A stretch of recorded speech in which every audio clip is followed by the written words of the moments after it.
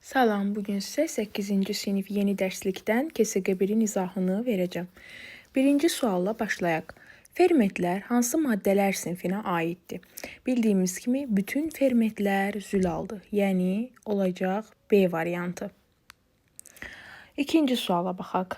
Hüceyrədə maddələrin az miqdarda çox miqdara keçməsi hansı prosesdir? Az miqdardan çox miqdara keçilməsi aktiv daşınmadır. Olacaq A variantı.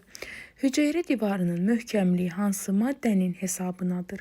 Hüceyrə divarının möhkəmliyi selülozanın hesabınadır. Olacaq C variantı.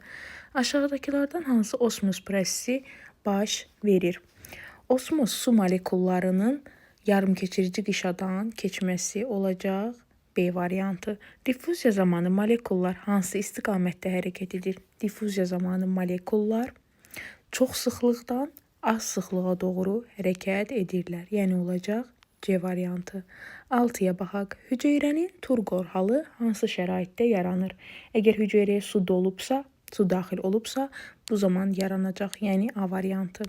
Fermentlərin əsas funksiyası nədir? Fermentlərin əsas funksiyası kimyəvi reaksiyaları sürətləndirməkdir. C variantı uyğundur. Hüceyrədə enerji az olduqda hansı proses baş verə bilməz?